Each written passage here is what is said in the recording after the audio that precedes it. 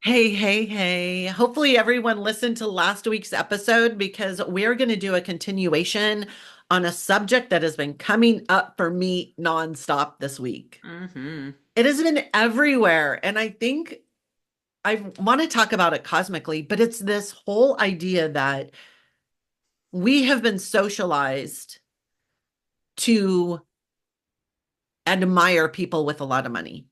And then we make decisions, especially in the coaching industry, we make decisions to join people's programs and spend a lot of money because we believe that they have the wisdom that's going to take us along with them to get more money. And full transparency, I did it. The woman that I signed up with didn't know her spur of the moment purchase. I think it was 25K, 18 to 25K. Got in there and was the worst coach, could not teach to save her life. I think she's still making millions because she's everything is like 10K or above, but her track record in helping others create success is low. And when I joined her, I already had an established hypnosis practice. So I was already closing significant months, and she would use my testimonial as, and it kind of made me feel like, oh, like that's like I already was making that. That is my pet peeve, Lynn Louise. Right. When you come in and you've already you're like, I just made my $50,000, and then you join a program in the next week and they're like, check out my client who's made $50,000. No, my friend. No, my friend. That was before you. You don't get credit for that. And I've always had this I know a lot of women want to make that money, Yeah. but I've always had a problem marketing to money. And that's exactly why, is because we have been taught to admire people that make a lot of money. And honestly, like there used to be this the marketing was six-figure years, and that's okay. Like I don't have a problem. But then I saw those people that were marketing to six-figure years start making millions, and then everything all of a sudden became millions, and then they started making billions, and now everything is billions.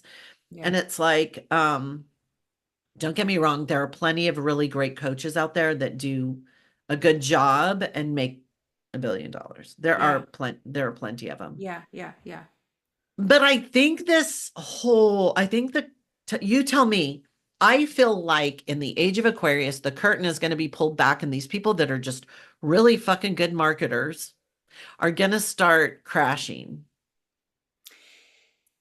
I think that we're already there, to be honest. I think, I guess it was like last year or the year before, all of a sudden all of these very high-powered female business coaches were being called out for their shady pricing. They're like, telling people to spend $30,000 to calibrate to my energy. We at this point, yes, we're inundated, we're flooded with marketing all the time, but we're also those of us who have fallen prey to good marketing. I am so susceptible, my friends. I should tell you that. Don't try and sell me things because I say yes. But I have made so many mistakes that I am a savvy AF buyer now. I am so discerning. I am so discerning, and I'm not the only one. There are so many of us. It's like, I blew through $50,000 on shit taught by people who really shouldn't be teaching anything. The don't know It- shit. because marketing, I really just,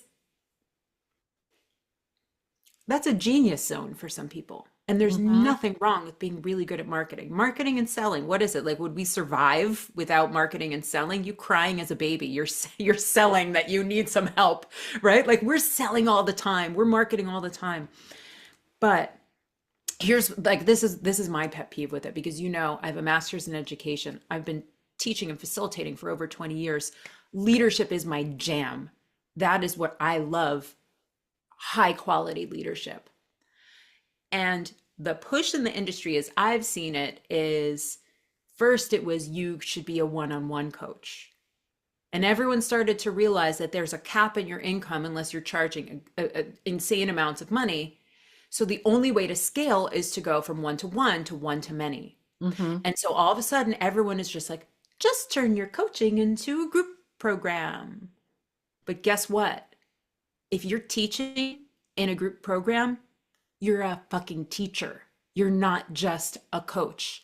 And so why everyone thinks that they can just do what they do so beautifully one-on-one and magically it's going to work in a scale of one to many without understanding the way that people learn, without understanding group dynamics, without having experience in facilitating and holding the space of many, without being able to break down what you're teaching into concepts that multiple people can get. And so they're marvelous marketers and they can absolutely potentially get those results one-on-one. But it's the one to many where I see a big, big breakdown. Ooh, okay. So you've said this in different ways to me, but it's really landing today, right? And you've talked about like auditing and things that will help accelerate like the 5D prosperity and stuff and like the little workbook at the beginning to kind of lay the groundwork. Now it's making sense because before my perception of like putting E10X as a self-led, which I don't think it's there yet. Like I don't want it to be at that point yet. Yeah. When I do that, there's going to be some tweaks that need to happen. And I know that. Yeah. But also now I realize what you're saying. Like some people need, instead of like, okay, so I don't know, you probably know this with me. Language is everything. The words, like if certain words, like you would say things like, it would be helpful. I think it would have been helpful for me. And then I'm like, yeah, well, just come into the group and ask the question. Your coach was there, right? So that dynamic, I'm like, well, whatever, just come in and ask a question, right? Because that's my reaction. But now when I hear you say it the way you just did, it's like, oh, that's another way for me to cater to somebody else's learning abilities. Yes. I printed off the book that I wrote, but I'm not going to add that. I don't know where the PDF for that is anymore, but I'm going to make some to help set people up for success. Yeah. With the self-study. And that makes sense now. Okay, they need kind of a written form to accommodate to those that can't really hang out and watch me or watch the schematics. Right. And hear it. Okay. Yeah. I got it. And I have to say, like, I went back and forth in my own program about this because and this is where I've made a big shift in my own taking accountability and really trusting myself here. I'm a master teacher. I've been doing it for 20 years. My husband's also a master teacher, by the way, right? And so when I was creating the Success Codex reader training, there was this feeling of like, oh my gosh, it's so many steps. I'm recording the thing, I'm writing the book, I'm making the transcripts, I have the audio only version. And I went into the space of, am I overgiving? Is it too much? And then I had people say, well, they can be accountable for themselves and figure it out and make their own transcripts. And at the end of the day, I am serving multiple learning types because that's what I value and that's how I was trained. And I'll tell you, the big shift for me was when I had a conversation about it with my husband. And my husband, who's been, like I said, he's been a high school teacher for 20 years. He said, you don't remember it now, probably. He goes, but for years, every weekend, I was sitting and making those materials. And now I'm just showing up and teaching and I tweak it a little. And honestly, my thought in my process, right? And this is for everyone who's listening, you're creating a program. Okay. I'm just going to do a teaching moment here. Okay. Everyone learns differently. right? And you Mhm. probably know this. If you have kids, you probably know this. You know, some people are visual. Some people can't do the reading. They need to be hearing it. Some people need to be moving when they're learning. Some people need to be taking notes. Some people like to print things. Some people never take notes, right? Now, it's not your job to do any of that for them. I do want to be clear here. But especially if you're creating a program that's going to be sold on repeat, whether you run it live or it's a passive program, when you can do this work in the beginning and set up different learners to have the most success possible, it's only going to increase your reputation because people are going to feel so supported by you. And if they have the support they need, they can get the results that they want, right? So again, it's a fine edge. You're not taking care of people, you're not saving them here, but you are understanding that I'm going to give what I can give within reason, right? That we're not talking like I'm going to do a 12-hour debrief with each person. Right, right, right. This upfront work, yes, it's more work. You can also hire someone out to do it on You can also Fiverr. build it over And time. you can build it over time. Exactly. Right. Like that's what you've done. You've recorded these things and now you're coming back and you're, changing the branding and improving it. Right. But I will just close to say that serve to the greatest of your ability and serve to what you know people need. So now when I I mean, you look can hear at, I'm not usually this fired up. I'm like, "Rah, rah, rah, rah, rah." so, okay, first, now this totally sheds light on why some of those people that are really good at marketing but really terrible at coaching is they have one, like the one that I paid so much money to, it was her sitting in front of her Zoom and just talking to the camera, which I'm not opposed to. Right. Um, but she didn't turn her phone off. So it was pinging while she's Mm, talking. mm, There was back and which, all these things I'm like, oh, but that was it. There was no PDF. There was right. it was just her talking to the screen with distractions. And like she would have her cup and she would suck out of her straw and you could hear it, like if it got to the bottom. Just things. Now, I am probably, I don't know, a visual learner because I love schematics. I love Mhm, when somebody's talk like overlaying, like they can be up in the corner of the Zoom, but when I can see a schematic, that helps. I'm mhm, also auditory. I know like that's my secondary is that I need to hear it and the schematic is good. Like I think they're probably equal. mhm, I'm dyslexic, so I don't really read anything and I don't take notes. mhm, I'm like, meh, but that makes sense. Like that, just that one way, and then getting on a group call and not knowing how to coach people or talk to people, communication skills. I see so many people out there with terrible communication skills. oh, yeah. That's a learned It's a skill. skills. Yeah. It's a skill. And that's the whole thing, right? And like just to what you're saying, it's like listen, the people who make a lot of money and they just sit and talk at the Zoom for 2.5, 3 hours, guess what? They're making a lot of money for those 3 hours. But guess who probably isn't making a lot of money during those 3 hours? The 50 people who are carving time out of their day to sit and listen to you without your plan, without giving me something, something tangible beyond that. Okay, to me, the biggest insult to our clients is to go overtime. I think it's one of the most insulting things within reason, right? Yes, we go over 15 minutes sometimes, but have you ever signed up for something that's supposed to be an hour and 3 hours later, you're still like, I can't even believe this is going. Should I go? Am I going to miss it? Is something good going to come? Even when it's phenomenal, we are collectively so fried. We are so fried from these computers. So to me, you're going to do a 3 hour recording. Here's the mastery in what you do with it. Okay. Then you take it and then you cut it up into small videos into and you turn 15-minute them into videos. audios and you put them in separate lessons. Okay. It's not rocket science, but this is not a, well, you can be a grown up and you can pause it.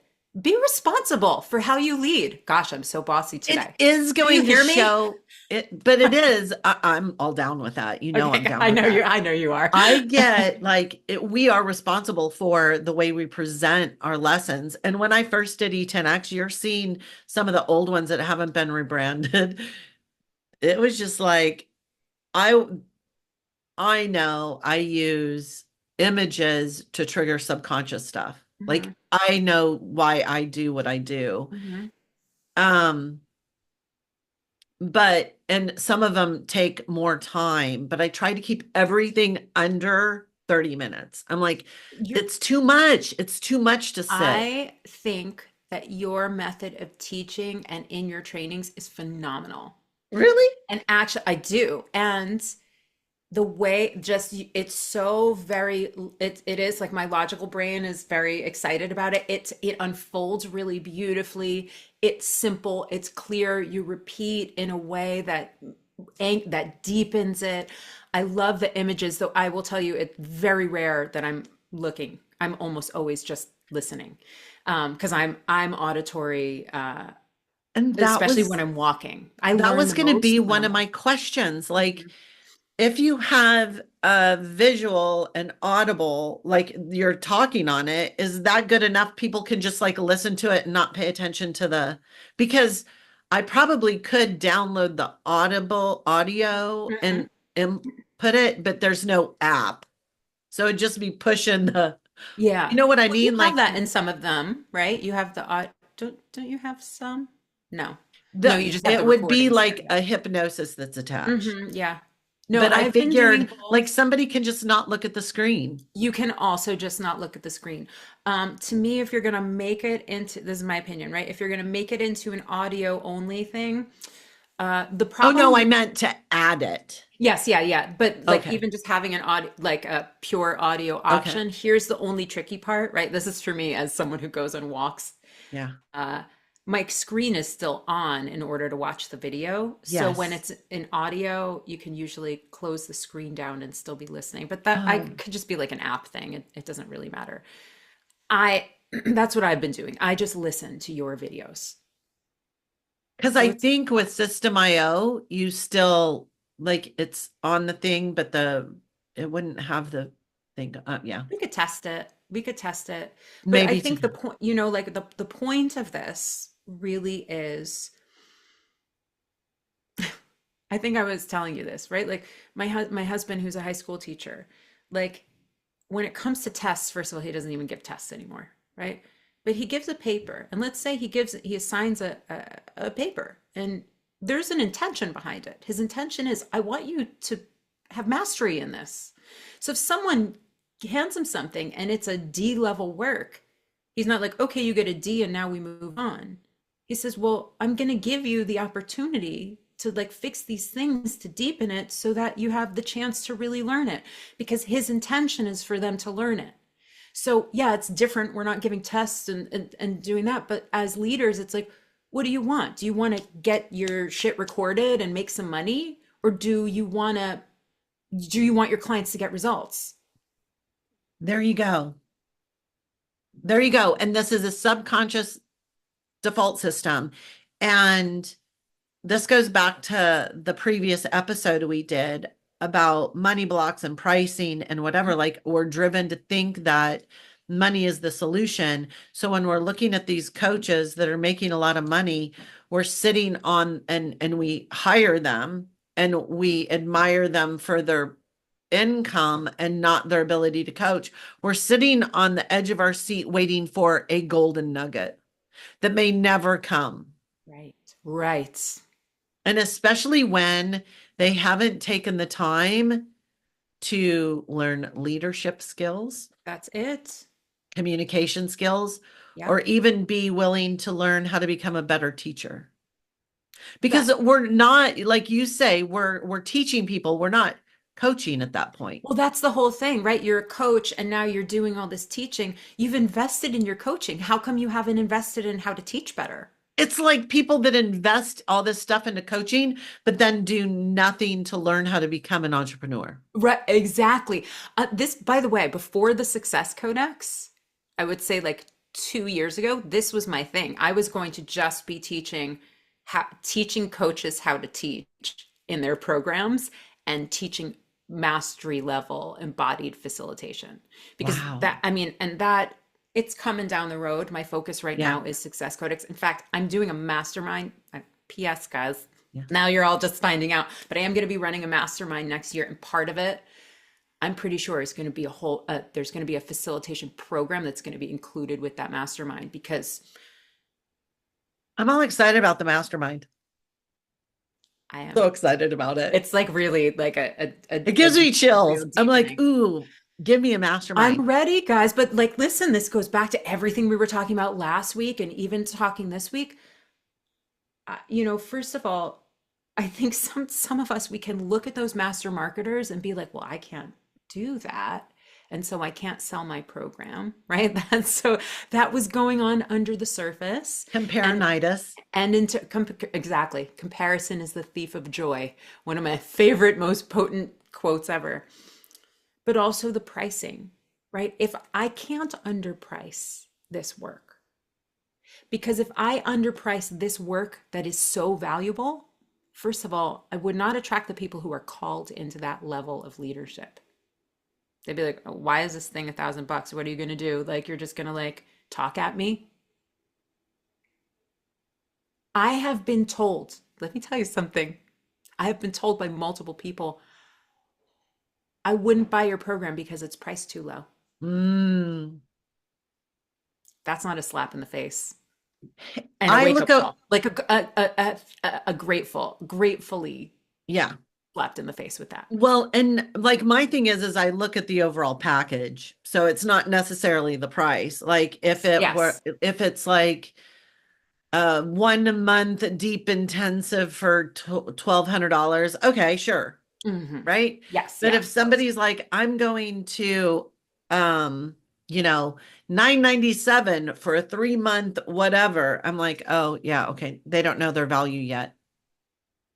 Right. And for those of us, for those out there who do know their value or who are stepping into their value, you are naturally drawn to the people who you're a match for with that. Right. Right. Yeah. So if I'm not knowing my value, then You're going to get people that are on that wavelength that are struggling. And right. like the beautiful thing is when we're talking about price, we need to look at the target demographic, right? Like it's so important for us to look at our target demographic and what they want and what they want to do. And it's not always marketing to entrepreneurs. Entrepreneurs are not the only ones that like to invest in themselves. And that's a misconception. I Yeah. see weight loss coaches all of a sudden moving into, I help entrepreneurs lose weight. And I'm like, uh, stop that. It's a Well, falsity because the woman that you are paying $1,200 that knows how to market, you're saying, oh, well, she markets to entrepreneurs. So that must be where the money is. yeah, there's a lot. And plus, people just flat out say it. And I bought into that for a while too. But I actually, when I reflected back, until I was really actively an entrepreneur, even though I have been for over 20 years because I had a tutoring business, um, until I started to go down that route, I spent so much money on like spiritual development stuff, like anything that was fun, and there was no tangible return of investment. It was literally like, I'm excited about, I want to do this. This lights me up. Right? So much money on that. And it's Thank like, look at goodness the too. way It was people purchase wonderful. anyway. What'd Like, you say? look at the way people purchase Oh yeah, anyway. yeah, Like, yeah. I'm a passionate runner. I'm an entrepreneur, but I can tell you, Brooks is not marketing to the entrepreneur in me. Brooks and Montezuma are marketing to Right. the runner in me, Yes. right? The Yes. woman runner, not just any runner, Mm-hmm. right? Mm-hmm. And I think about when I look for health and wellness professionals. I'm not looking to somebody who's marketing to an entrepreneur. I'm looking to somebody who knows their shit and what I'm struggling with. So Right. whether it's gut health or if it's like better brain health or Mhm. postmenopausal weight loss or whatever it is, Mhm. I'm looking Mhm. for that woman who considers themselves a leader and expert in that industry. Yeah, yeah. I will say though that I have seen some people successfully niche. They're working with busy entrepreneurs to help with their health, right? So like there is a way to move into that, but every time I've seen that done successfully, it's because that was their path that they had to move through. They, as busy Eggs. entrepreneurs, had to figure out how to. Exactly. Mhm. Exactly. Like Mhm. if you're going to help entrepreneurs, then you have to have that entrepreneurial lifestyle. That has to be a primary driver within you, Yeah. honestly. Because, like Yes. when I was telling you, when I was a personal trainer, Hmm. the people that I was attracting were corporate American executives because that's what I was. And I had a boot Yes. camp on the side until it was able to support me. I wasn't like, oh, it's specifically, and it was all women because I was a hard ass. And those women that were working in corporate America and traveling a lot were like, I need somebody who's going to crack the whip. Right. So it's That's like, like my nightmare. I wasn't, Don't crack the whip.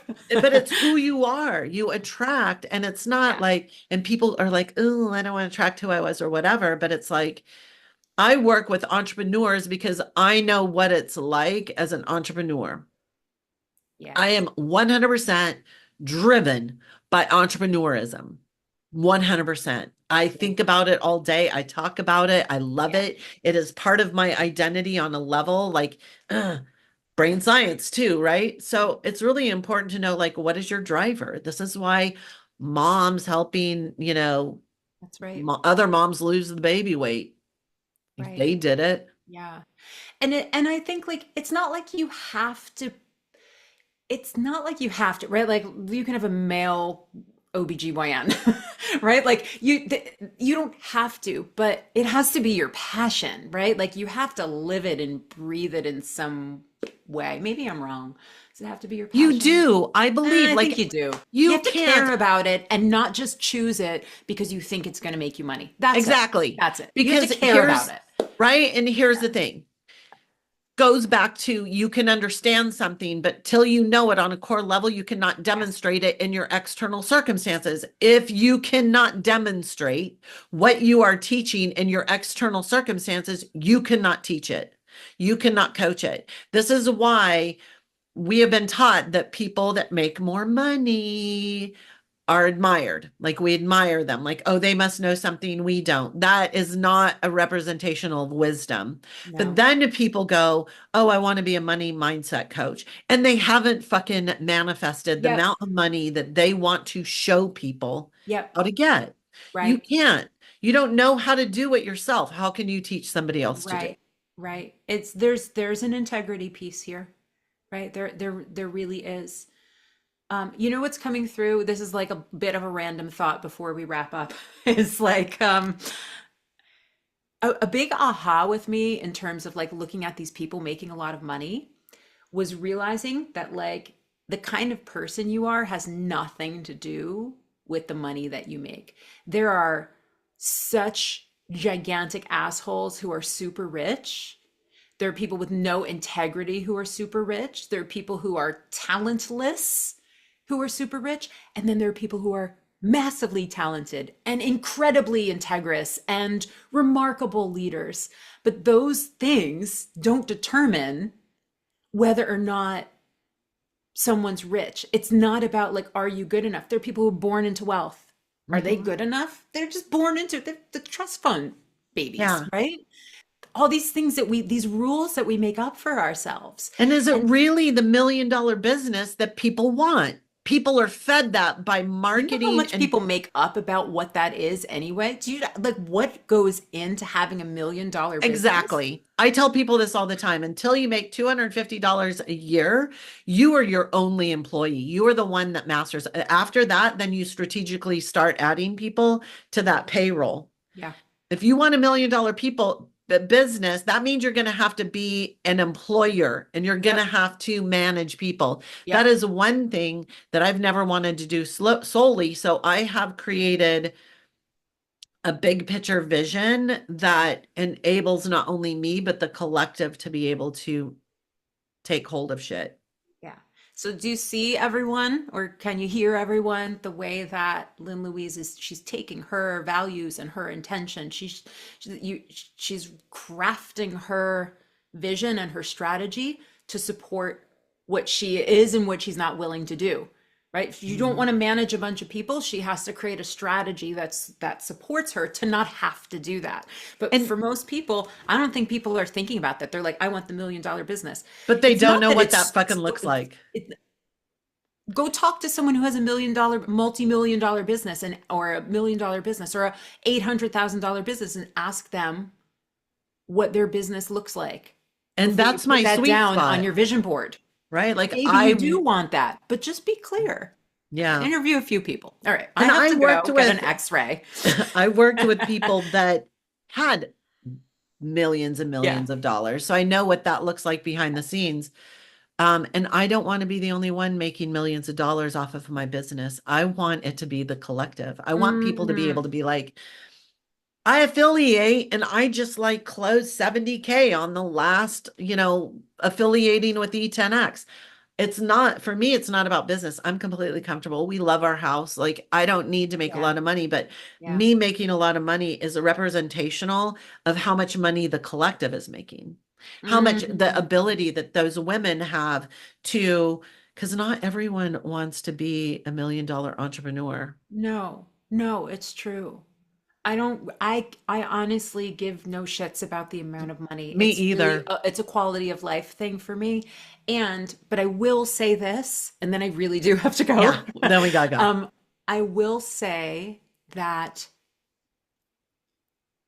it actually did, and maybe it won't for everyone, but for me, it took me earning some money to be able to get out of the scarcity for me to realize how deeply I wanted to serve other people.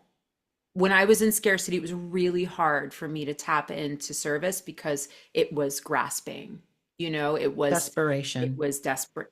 It was. And I think that's a human nature thing. I think you can get over that, but you have to be really conscious and really intentional about that. So for anyone who's not making money and it's like, well, I don't really want to help the collective and I don't really, like I do just want to make the money. Well, yeah, Entrepreneurism I isn't get for that. you.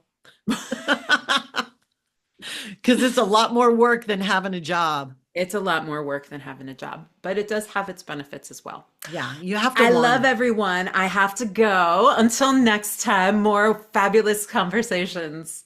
Peace out.